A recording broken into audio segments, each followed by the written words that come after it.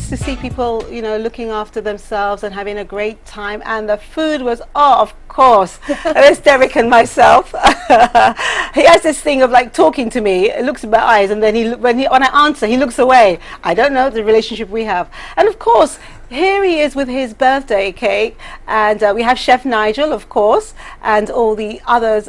We have Olivier Boitois, the general manager of Ladera, just looking at his birthday cake, having a great time in that. Now, wasn't that a great moment, Natalie, when it came in? Moment, yeah, really, really nice. Oops, no, it's not upside down cake. Let's see if we can just turn that around. And I have to say, the cake looked delicious. It looked really wonderful. Of course, there's Sigrid here with him, just having a closer look at the cake. Oh, massive cake. And we have a little miniature one here in front of us. And let's see if we can get the one final one there for you. Let's see if we can get our picture. Maybe we can come back to that picture, because I would love to show you the other picture. Yeah, let's do that. But I also did a short interview, and I did say to you earlier, if you know anyone, or if it's your birthday today and you want us to send birthday wishes, then you know how to contact us, you know how to email us. Please do so, and we will give you a lovely surprise kind of shout out later on before the show is over. All right. Now I want to in fact, I've got a little clip, a little interview, but before I do that, I want Erlen to talk to me, because I just like him to talk to me. Yes. I know. I mean, Natalie and I, we vibe. We chat and everything. But Erlen, I want you to know that it has been a pleasure, because we have within our organizations, we serve on the Nobel Laureate Week Committee, and I've been on the committee for a few years now. We've not had the youth on board in the way that we would have liked, because we put on activities and we want everyone to understand and learn the importance of both of our Nobel laureates. And it's been really nice collaborating this year with the National Youth Council, and I know that you've been a big part of making that happen, right? Yeah. You just have to say all that. Yeah. Well, it has been a pleasure as well. This year being the first time that the National Youth Council is on the Nobel Laureates Committee, and trying to get our young people, vibrant and active, especially that the focus this year is on youth. Mm-hmm. So it has been a pleasure. It has been a learning experience as well. So I have enjoyed every moment up to right now. Good. You better, because he's only saying that because he wants cake. Right. So we're going to go straight to my nice little interview that I had with Honourable Derek Walker. Well, Honourable Derek Walker, thank you so much for allowing us into your studio. It's very appreciated. Thank you. Okay. You have always been someone who spoke their mind. And from the persons that people have spoken to about you, like Charles Cadet, they've always said that you didn't matter what age you were always knew what you wanted to do, and you went ahead and you did it anyway. Would you say that is a fair characterization of you? I knew what I wanted to do when I was very young, yeah. Mm-hmm. But I wanted to be a writer from extremely young, 9, 10. So, yeah. Mm-hmm. Now, Nobel Laureate, we always celebrate excellence. We call it celebrating excellence because, of course, Sir Arthur and yourself, we put you on the pedestal of excellence in Saint Lucia. And this year, we're specifically looking at youth and community, and also looking at the youth and peace. And the Governor General, Her Excellency Dame Paulette Louisi, in her opening speech for the launch, and also throughout St. Lucia for churches Saturday and Sunday, God willing, she would have spoken about how the youth should be peaceful. But she also spoke about the responsibility of adults, of us, to encourage the youth to be peaceful in order for them to attain some form of excellence. When you were growing up, did you have to think at all about being peaceful to be excellent? You mean not fighting? Mm-hmm. I wasn't a fighter. That wasn't the temperament of the kids at that age. It was different, right? I think so, yeah. Children, I mean, do you think that in those days, children, you know the saying, of course you know the saying, children should be seen and not heard. Were you brought up with that kind of philosophy? I was brought up by my mother, who was strict but very benign as well. So was my brother and sister. We lived in a very peaceful neighborhood and very quiet at home. So there wasn't a lot of argument and stuff like that. Mm-hmm. But when you look at life now and the young people, what goes through your mind when you think of our young people in Saint Lucia? It's quite frightening, I think, what goes on. The vehemence and the violence. But I would put it down to certain influences that are there. I think television is a malevolent influence, the kind of stuff you see on TV. It's very easy to blame TV, but I mean, I think it is an influence in terms of style and concepts. Mm-hmm. If someone were to come to you and say, Honorable Derek Walcott, I'm very creative, I write great poetry, but I feel stuck. If they said that, I stuck. wouldn't talk to them. Why not? Nobody who's any good says that. Nobody says I'm a great poet, especially a young poet. A young poet would say, no, nothing, help me. So I don't have to talk to that particular person. They're okay, they're fine, they're already good. They don't need me. Maybe is that your assumption? No, I don't think you find people who boast like that. I'll never come across them seriously. I mean, there are some people who take their work a little solemnly, generally, sometimes, but not in that kind of belligerent egotism. I haven't really encountered that. Mm-hmm. Of course, I mean, you're better known, and correct me if I'm wrong, for your books, for your poetry, and you're soon to launch a new collection as well. Tell us about that collection. Well, it was made by a good friend of mine and a very good young poet called Glyn Maxwell, an Englishman who came to my class at Boston University. Was very precocious as a poet, and we became very good friends. And I asked him if he would do the anthology, the selection. So he was glad to do it, and I'm happy he did. He made a very good choice, I think. Mm-hmm. And how do you, I have to ask you this question, how do you select the people who actually come to do your lecture for Nobel Laureate Week? Every year you choose someone to come and give the lecture. How do you choose that? Because I know you know so many people who are so excellent in what they do. Well, a lot of the people I've asked, coming for the third or fourth time, they are writers themselves, they're very good friends. They're mainly here because they're very good friends, not even because they're good writers.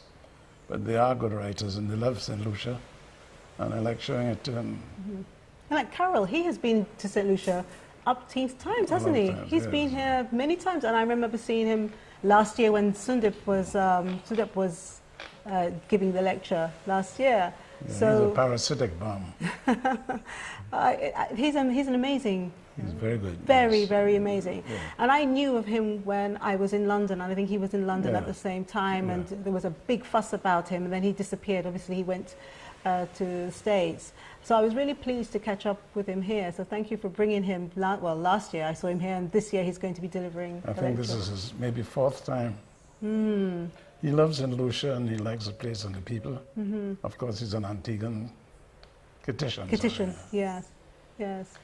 Okay, now I actually started asking you about people knowing you more as an author and a poet, but of course you're also an artist, and you do lots of splendid works. Many of them can be seen at the Inner Gallery, of course, here at Bois de Wage. Now, trick question. Which selection of paintings would you say count as some of your favorites? Paintings? Yes. I don't like my paintings. Why not? Why do you do them then? I never think they're good enough, that's all. Right. You know. But is that because you perhaps are a perfectionist? Or just because you're an artist? No, I think every artist is discontented with his work, no matter how good he is, you know. But this is a beautiful place, you know. It's terrifying in its beauty. So this morning I was out painting, and you're astounded by what you see. And just to try to record it is a good effort, you know. So it's a kind of a homage to the beauty of the place. That's all. And your son Peter, he paints as well, Yeah. although he paints differently to you. Yeah. Yes. What do you think about him as an artist? How can I say that? He's listening. Maybe this is the opportunity to say something that you haven't I been told able him to. very young that he should be painting before he began to paint. So he began and he discovered, we both discovered how talented he is in terms of, you know, he uses acrylics that I hate, but he also has to do some more direct representation. He uses the camera a lot. But that's a style too, you know, everybody does that. No, I'm very proud of him. Oh, you should be, because he's always into what he does, and he's always informing, and you know, he's very precise, you know. But he also has a, dare I say, weird kind of sense of humor that you have to understand it. Maybe similar to yours. Maybe. You have been described as moody. Oh, Oh, sometimes when I say Derek Walker, they say, "Oh, he's moody." You've never heard that? that I'm moody. Yes, Yeah, sure. Yeah? But I am moody. you are. But you're not Yeah. supposed to be, because if you believe in horoscopes, do you believe in horoscopes? If I believe in horoscopes, Yeah. no. Oh, it's a shame, because you are an Aquarian and I'm an Aquarian, and we're supposed to be really brilliant people. Good example of why it doesn't work. I'm going to continue anyway. We're supposed to be very creative, which you are, Right. very intelligent. We get along best with each other as opposed to others. Yeah.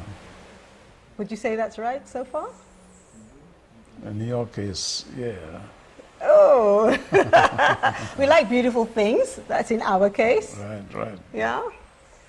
Well, apart from living in Saint Lucia, I mean, when you've said to me before that when you're away from home, you miss home. You miss the beauty and everything. And do you have a certain routine when you come home? Routine in terms of a rhythm? Rhythm, yes. Well, I used to teach, so I'd come home on the vacations. Now I'm not teaching anymore, so I have all the time here to do what I, would like to do, paint some more, particularly, do some more theatre. Now, talking about theatre, now I know you have some great news for us. Oh, yes. Yes. The Globe in London are going to do Omeros with the guy who does Fresh Prince of Bel-Air. Joseph. Marcel. Going to be directed by Bill Bucksworth, who's coming here soon. And it's going to be done at the Globe Theatre. That's very And that's nice amazing. News. It's good news, yeah. That's excellent. It's amazing. And of course, throughout the Nobel Laureate Week, we have the gala premiere of Ida Doe's documentary. Have you seen the film? seen? No, I'm going to ask. It's Just good. about It's to very ask you. nice. Yeah. It's nice, yeah. I'm going to. Yeah. Seamus is in it. Oh, okay. I know it's going to be very amazing, and I just feel that I'm really glad, and I'm being honest and open. I'm really glad that you are here with us to see it, because I think all too often we celebrate excellence when someone has passed. And I don't think I want to pass right now. No, but what I'm saying is I'm glad that you're here to see. Okay. To see this. And my one disappointment really is that, is that we have Nobel Laureate Week, the week of your birthday, and then it just seems it comes, and to maybe the majority of St. Lucians, it goes until next year.